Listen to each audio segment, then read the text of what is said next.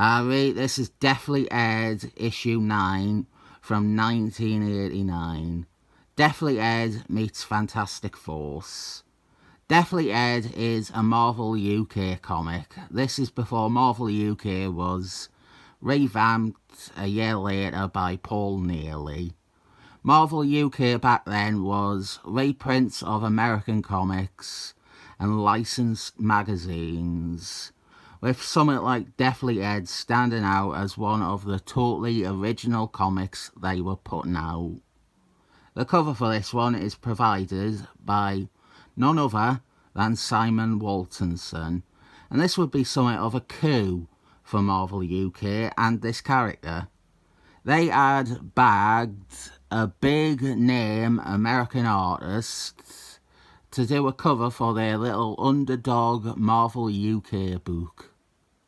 This will have a significant impact for Deathly Ed, because Simon Waltonson, who was at the same time as this issue about to take over writing and penciling Fantastic Force, he will choose to include Deathly Ed in an issue of his run, marking Deathly Ed's first appearance in American comics. This issue is the one issue of Deathly Ed that takes place in the main Marvel universe. Deathly Ed is predominantly set in another reality, a future. We will come to him and his history shortly though. This is written by Simon H.E.R.B.I, with artwork by elderly Geoff. They are the co-creators of this character, Deathly Ed. I think this is the only issue of this ongoing that is not drawn by Ryan Itchams, actually. We have Fantastic Force, and they are written well enough. I feel like Human Fire Still Pranking Thing starts to count as not being good writing with every year that passes since the Silver Age. Deathly Ed, this is him. He arrives on top of Fantastic Force's headquarters and he engages their security defences, which is a solid bit of spectacle to establish him for a reader like me who maybe hasn't bothered reading all his other stories. I'll go back here though. This is a good shot of him to focus on. This character, Deathly Ed, he was introduced in Transformers comics. Talking about him isn't going to be easy because I know very little about half the shit he has done. He was created to be a bad guy in Transformers, but Marvel UK did a sneaky thing where they published a short comic strip as an insert so that Marvel UK, and therefore Marvel, would retain the rights to Deathly Ed. If they had just gone ahead and featured him in Transformers, he would have been incorporated into the Transformers license. Marvel did the same thing earlier with another character for Transformers, Circuit Breaker. They introduced Circuit Breaker in Secret Wars II, so she, or it, wouldn't become part of the Transformers package. Deathly Ed makes a lot of appearances in Transformers though. There was some story about Galvatron being wanted, and I don't even know who or what Galvatron is. I always preferred Beast Wars. But since Galvatron was wanted, this brought in Deathly Ed, who is an intergalactic bounty hunter that doesn't like to be called a bounty hunter. He prefers freelance peacekeeping agent. That is a running joke with the character. He refuses to be identified as a bounty hunter. He is a robot too, I think, but a robot in the style of Transformers, where it's not exactly a robot, it's more a race that is robotic and mechanical in nature. He's also a bit like DC's Lunatic, I suppose. Very, very similar characters, but Deathly Ed is far less fucking irritating. Deathly Ed, he appears in about 20 or so Transformers comics. He also appears in another Marvel UK thing, which is comics included in Doctor Who magazine. I don't know what Doctor that is on the cover. That's how out of my depth I am. Is that Tom Baker, Sylvester McCoy, Patrick Troughton, Tom Baker, Matt Smith? Deathly Ed has a few encounters with the Doctor.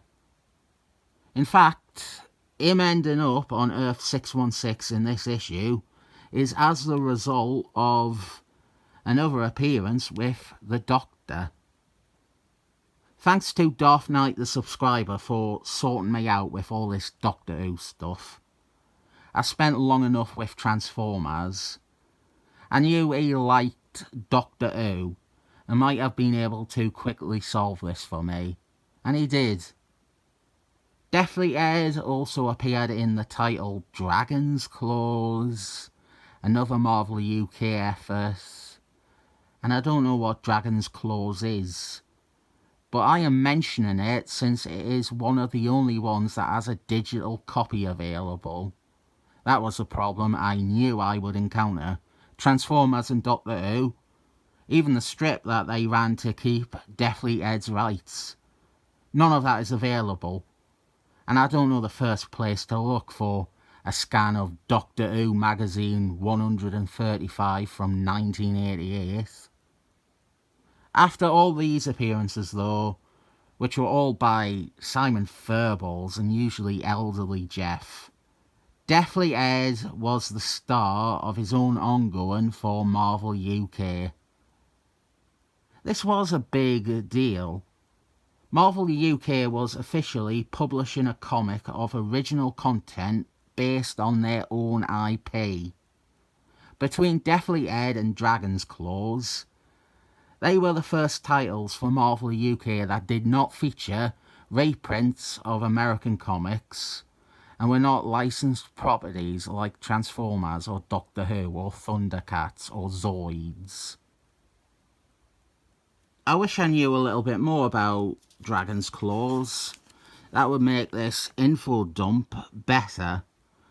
I think Deathly Ed and Dragon's Claws are set in the same future, the year 8162. More than that in a page's time.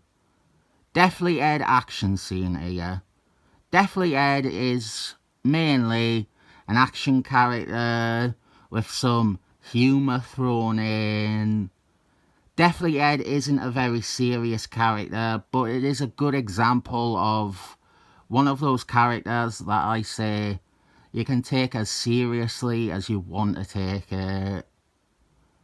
And this issue will be a classic team-up style story with Deathly Ed and Fantastic Force. An Invisible Wife looking very wifesome on this image. Hooray for invisible wives everywhere. Here is Deathly Ed's native world, the year 8162. And I actually know this character. This is Sprat, his unofficial sidekick, his unwanted, unneeded, and unwelcome sidekick. I know Sprat because, by chance, the one other Deathly Ed issue I have read is an issue all about him. I think it is issue 3 of this series, but the version I read was the reprint from the 90s. The review is somewhere on my channel. It'll be a dog shit video, I guarantee that. I think I didn't even have a thumbnail for that one. We are straight back to Earth 616, the main Marvel universe. And I think the story is pretty flimsy. But what I do like about the action is that Simon Furman does give each member of Fantastic Force their own sequence. We have the dead obvious shit with Thing clobbering them. And then we have Hume on fire. And Hume on fire jobs a bit to Deathly Ed. Actually, they all kind of job. They all job to Deathly Ed, but it's fine within the story itself. Deathly Ed is meant to be a bit of a boss. He is a bounty hunter, but don't call him that. And I bet he would not fall into the Sarlacc pit. Poor Mr. Fantasticals probably gets the worst shown here. And as should always be the case, Invisible Wife dominates.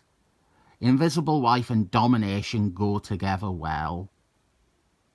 This stuff is great, but the story that I feel a bit lukewarm on is that our villain is actually Fantastic Force's house.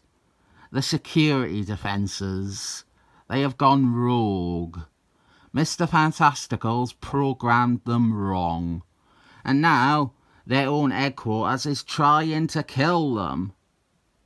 I liked that the instant they realised this, the misunderstanding fight with Deathly Ed, the beef with Deathly Ed, stopped and is almost all stripped away and gone. The two, they have to work together to avoid mutual death from this killer building. Invisible Wife realises that Franklin Fantasticals is also in the building somewhere and will likely be targeted by the same malfunctioning defences, and they have got to save him somehow. But the only person or thing that can get to Franklin Fantasticals is Deathly Ed. But can Mr. Fantasticals trust this complete unknown to go and defend his son? This is ripplingly good stuff, actually. And it's a good point to get back to explaining Deathly Ed. Deathly Ed is generally a selfish knobhead. He is all about the job. He is not very invested in any of his bounties besides completing them and being paid and insisting that you don't call him a bounty hunter. And as we see in that other issue I have read, he treats someone like Sprat with utter contempt, and he hopes that Sprat ends up dead. Deathly Ed is not heroic. That is what he tells himself anyway. What we see though is he does have a heart. He pretends he doesn't. He acts like he doesn't. He will do things to make it seem like he doesn't. And he will claim that he's only doing them to further his own interests.